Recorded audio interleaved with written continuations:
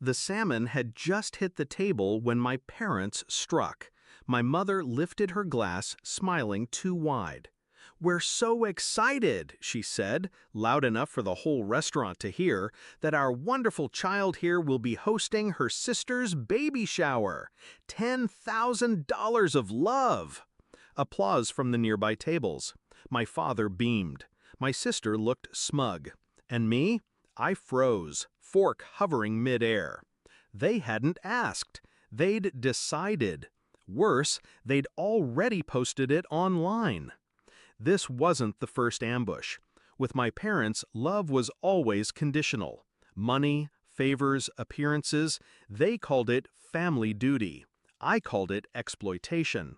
When my sister wanted a wedding venue, I was volunteered. When Dad's car broke down, I was happy to help. And every time, I swallowed the humiliation, because that's what children do. But children grow up, and children remember. I found out about the post hours before dinner. A friend sent me a screenshot. My parents standing beside my pregnant sister, captioned, "So proud our eldest will be funding a $10,000 shower for her baby sister, a true role model." The comments poured in. "She's amazing. What a generous sister. They're lucky to have her." Generous? They hadn't even asked me. It wasn't generosity, it was theft. I said nothing. I dressed for dinner, sat at the table, and waited for the performance. In the past, I would have caved, nodded, smiled, written the check while resentment ate me alive. But not anymore. This time, I had something stronger than anger. I had clarity. And clarity is lethal. I didn't need lawyers or revenge plots. I needed precision. One moment, one cut, deep and clean. So I waited for them to play their hand. I let them raise their glasses, call me generous, bask in the glow of their manipulation. And when the waiter set down the salmon, glistening and perfect, I leaned back in my chair and made my move. The execution. I raised my hand. "Excuse me," I said, catching the waiter before he could leave. "There's been a mistake." My parents turned, confused. I kept my eyes on the waiter. "Can you do me a favor? Please remove their meals. They won't be staying." A hush fell over the table. The waiter blanked. My father's jaw dropped. My mother's smile curdled.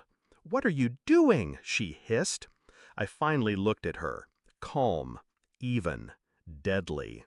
"You posted online that I'd spend $10,000 on a party. You never asked me. You never gave me a choice.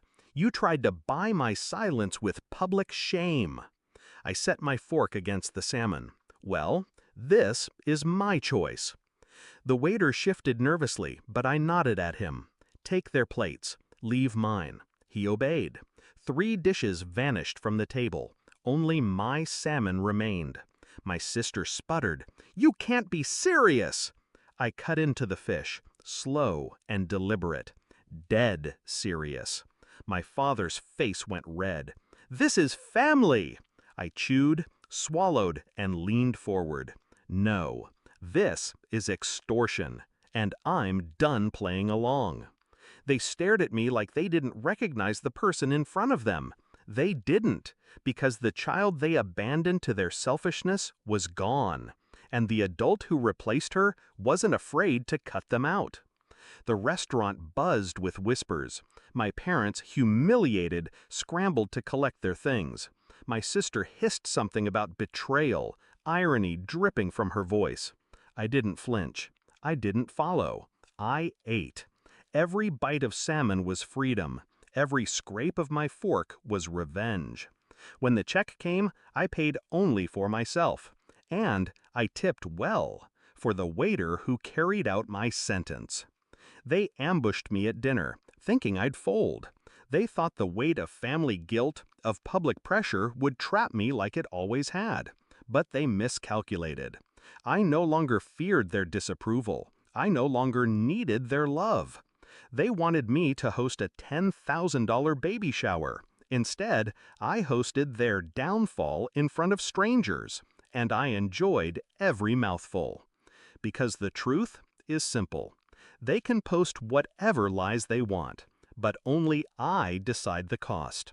And that night, the only thing I paid for was salmon.